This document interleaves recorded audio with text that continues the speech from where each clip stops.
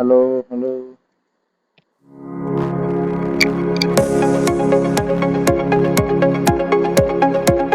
S இப்போ நம்ம பார்க்க போகிறது illustration 2.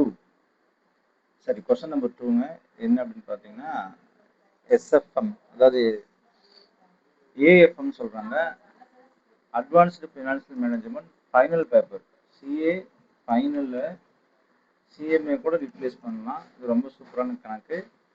ABC limited shares currently selling at ₹13 per share. There are 10 lakh shares outstanding. The firm is planning to raise 20 lakhs in new project. Required, what are the ex-rate price of shares and the value of right if the firm offers one right shares for every 2 shares held. The firm offers one right shares for every 4 shares held. How does the shareholders' wealth change from 1 to 2?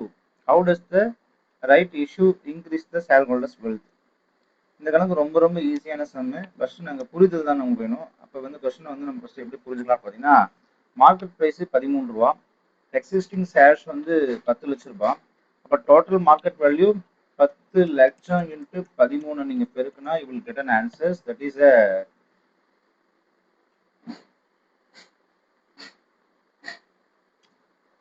நமக்கு answers கிடைச்சிச்சு. 10 லட்சம் into 13, right. Total market value கிடைச்சிச்சு. உங்களுக்கு எவ்வளோ fund தேவைப்படுதுன்னா 20 lakhs உங்களுக்கு fund என்ன செய்ய தேவைப்படுது.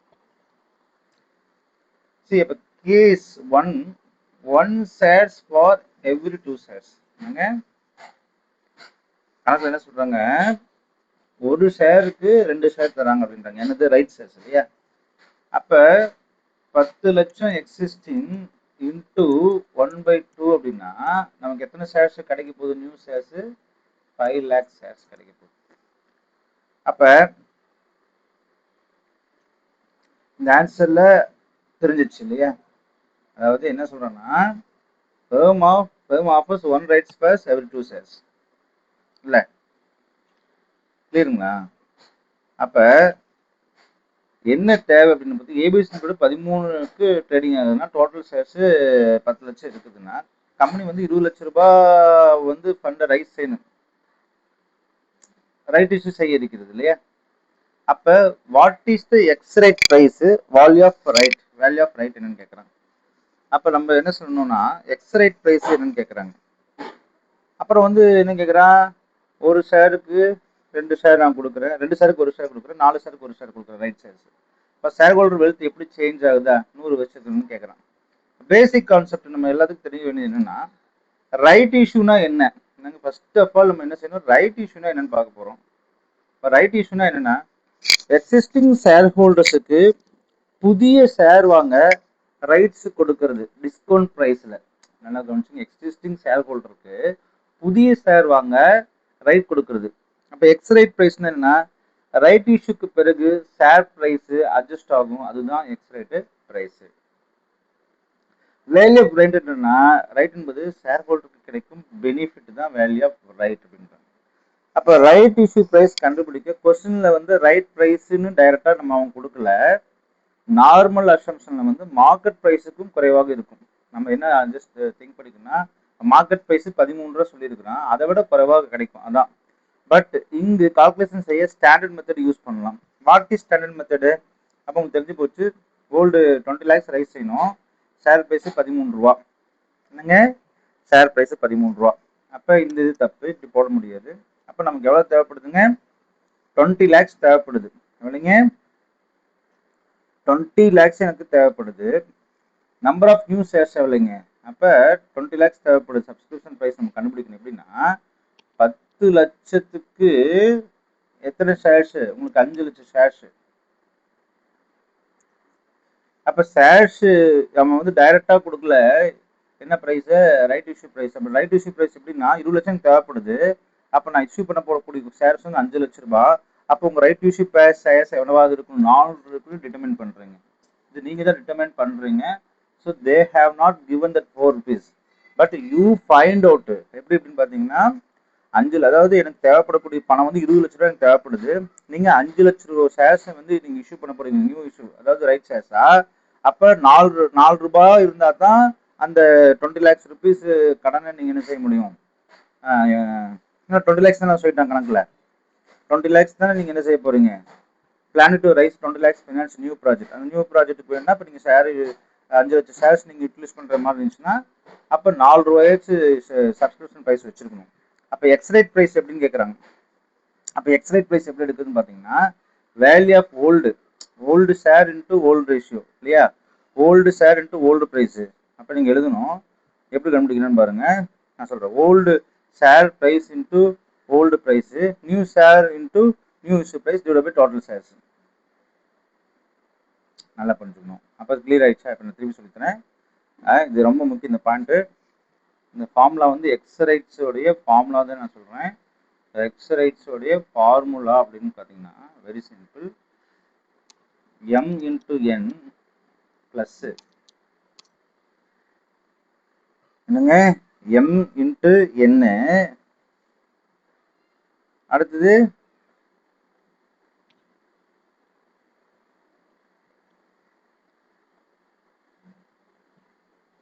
m into n, s into r, n plus r.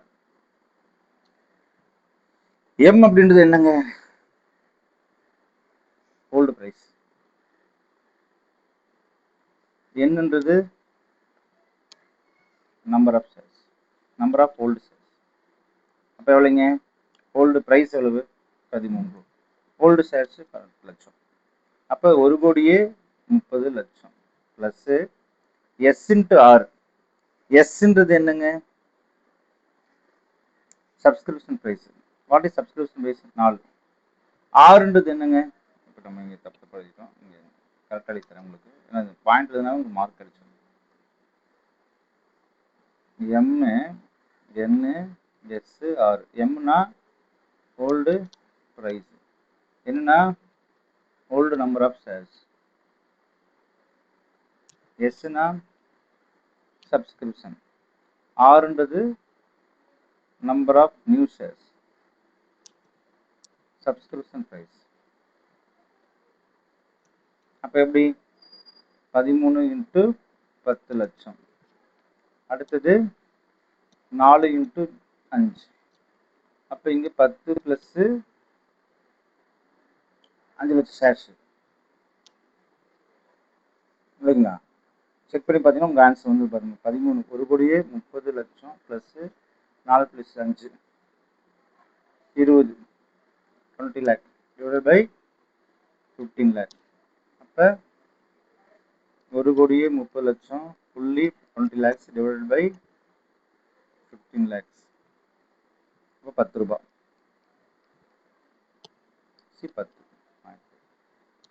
10 lakhs. இதுதான் வந்து உங்களுக்கு என்ன சொல்றீங்க? Ex right price share. என்னங்க எக்ஸ் ரைட்? அப்போ எக்ஸ் ரைட் ப்ரைஸ் ஷேர்ஸ்னா 10 ரூபாய். 10 ரூபான்றது எக்ஸ் ரைட் ப்ரைஸ் ஷேர்ஸ் போடுங்களா? What is value of right? Value of right அப்படின்றது ஓல்டு ப்ரைஸ் மைனஸ் நல்லா புரிஞ்சுக்கணும் 4 ரூபாய். ஏன்னா சப்ஸ்கிரிப்ஷன் ப்ரைஸு 4 ரூபாய். அப்போ 46 தான் வேல்யூ ஆஃப் ரைட்டு. என்னங்க value of right. Value of right நம்ம அப்ளை படித்தோம். என்னன்னா டிஸ்கவுண்ட்டு. வேல்யூ ஆஃப் ரைட் என்பது என்ன படித்தோம்? நம்ம டிஸ்கவுண்ட் நம்ம படித்தோம். இங்கே படிச்சிருப்போம் பாருங்க. அப்போ அது வேல்யூ ஆஃப் ரைட்னா ஷேர் ஹோல்டர்ஸ் கிடைக்கும் பெனிஃபிட் தான் நம்ம சொன்னோம். ஷேர் ஹோல்டர்ஸ்க்கு எவ்வளோ பெனிஃபிட் கிடைக்குதுன்னா 6 ரூபாய் எனக்கு பெனிஃபிட் கிடைக்குது. அப்போ எனக்கு எவ்வளோ கிடைக்குதுங்க வேல்யூ ஆஃப் பெனிஃபிட்டு? 6 ரூபாய் கிடைக்குது. அப்போ இது டோட்டலாக 6 ரூபாய்னா எத்தனை நம்பர் ஆஃப் ஷேர்ஸ்? நீங்கள் 2 ஷேர் வாங்குறீங்க இல்லையா? அப்போ 2 ஷேர்ஸ்க்கு எவ்வளோன்னு பார்த்தா 3 ரூபாய். அப்போ 2 ஷேர்ஸ்க்கு எவ்வளோ கிடைக்குது? பர் பேசிஸில் எடுத்தால் எனக்கு ஒரு ஷேருக்கு 3 ரூபாய் எனக்கு கிடைக்குது அப்படின்றது தெரிஞ்சிச்சு. இதுதான் வந்து ஃபர்ஸ்ட் கான்செப்ட். கிளியர். ஒருவேளை எனக்கு 4 ஷேருக்கு ஒரு ஷேர் வந்து கிடைக்கிற மாதிரி இருந்துச்சுன்னா ரைட் ஷேர்ஸ் அப்படின்னும் போது எனக்கு இந்த 2,50,000 மாறிடும். அப்போ 10 லட்சத்துக்கு வந்து நம்பர் ஆஃப் நியூ ஷேர்ஸு 4. அதே தான் 10 lakh இன்ட்டு 1/4 போட்டால் 2,50,000 ஷேர்ஸ் போட்டால் இப்போ ஷேர் ப்ரைஸ் 8,000. அப்போ அதே கான்செப்ட் தான். 13 லட்சம் 8 12 லட்சம் ஆச்சு. வேல்யூ ஆஃப் ரைட் 12 ரூபாயே மாறிடும். ஸோ 12 ரூபாவில் வந்து 8ன்றது சப்ஸ்கிரிப்ஷன் ப்ரைஸு. இந்த சப்ஸ்கிரிப்ஷன் ப்ரைஸ் நீங்கள் கண்டுபிடிச்சிட்டிங்க. ஸோ அப்போ வந்து பார்த்தீங்கன்னா வேல்யூ ஆஃப் ரைட் பேசிஸ் வந்து எல்லாமே மாறும். இது ரொம்ப ஈஸியான சம் அப்படின்னு கேட்டிங்கன்னா எஸ், கண்டிப்பாக இது ஈஸியான சம் தான். பட் நீங்கள் எப்படி ஆன்சர் பண்ணுறீங்க அப்படின்றத பொறுத்து தான் அதில் விஷயமே இருக்குது. சரி, இதே மாதிரி நீங்கள் ஆன்சர் போட்டிங்க அப்படின்னா இங்கே வந்துடும். 8 ரூபா எப்படி வந்துச்சுன்னு பார்த்தீங்கன்னா 2 லட்ச ரூபா. ஏன்னா 10 லட்சம் ஷேர்ஸுக்கு 1/4னா 2,50,000. அப்போ வந்து 20 லட்ச ரூபா வேணும்னா 2 லட்சத்துக்கு ஷேர் ப்ரைஸ் சொன்னால் இப்போ ஒரு ஷேரோட ப்ரைஸ் 8 ரூபாயே ஆகுது. அப்போ ஓல்டு ஷேர்ஸ் வந்து எவ்வளோ அப்படின்னு பார்த்தீங்கன்னா அதே 1,30,00,000 தான். இது வந்து எப்படின்னா 2.50 இன்ட்டு 8. அடுத்து இங்கே வந்து 10 + 12 அப்படி போட்டால் 12 ரூபா வந்துச்சு எக்ஸ் ரேட் ப்ரைஸஸ்.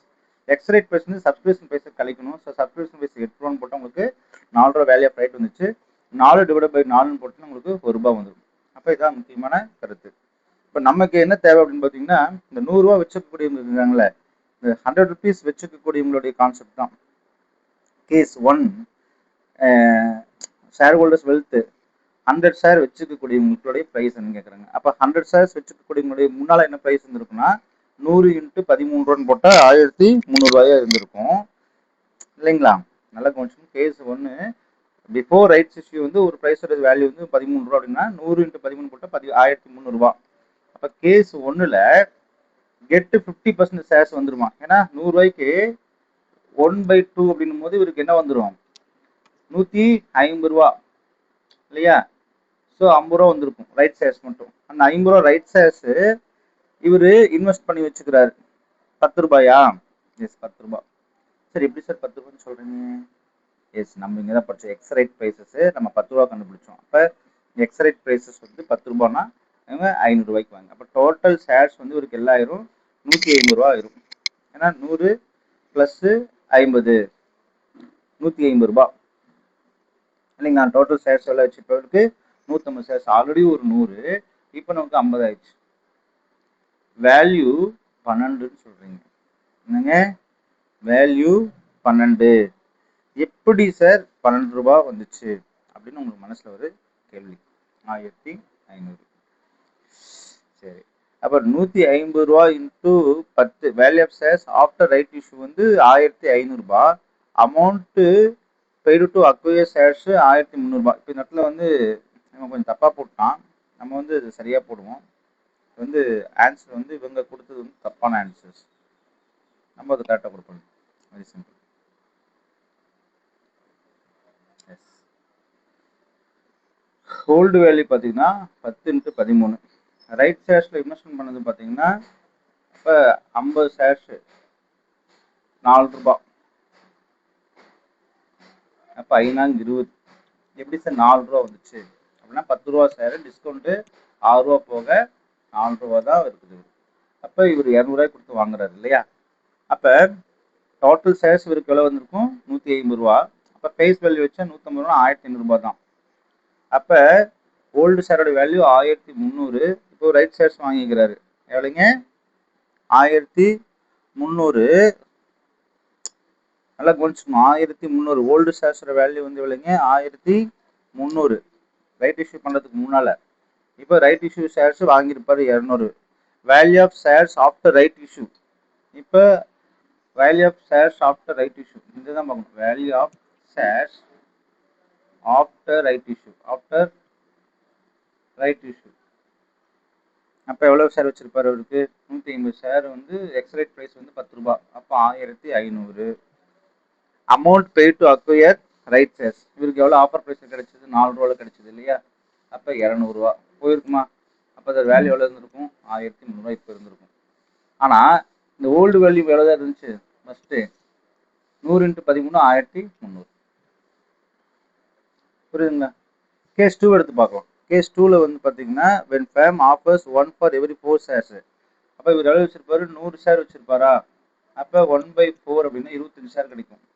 அப்போ இவருக்கு 125 ஷேர்ஸ், 125 ஷேரோடைய எக்ஸ் ரேட் ப்ரைஸ் 12 ரூபா. அப்போ 125 × 12 ரூபா, ஸோ 1500 ரூபா. அப்போ அவருக்கு எத்தனை ஷேர்ஸ் கிடைக்கும் 25 ஷேர்ஸ் எக்ஸ்ட்ரா கிடைச்சிது. அதுக்கு வந்து 8 ரூபா. அப்போ 25 × 8 200. அப்போ 300 தான் 1300. அப்போ திருப்பி ஓல்டு ப்ரைஸஸ். அப்போ இந்த 100 ஷேரு வாங்குறதுனால there is no change of wealth from shareholders. இதுதான் அவன் சொல்ல வரான். சரி, இந்த 12 ரூபாய் எங்க எடுத்தீங்க, 4 ரூபாய் எங்க எடுத்தீங்க அப்படின்னா இங்க கணக்குல நான் ஆல்ரெடி இங்கேயே கொடுத்ததான்.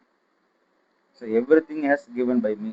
S, right as 4 rupees 8 rupees.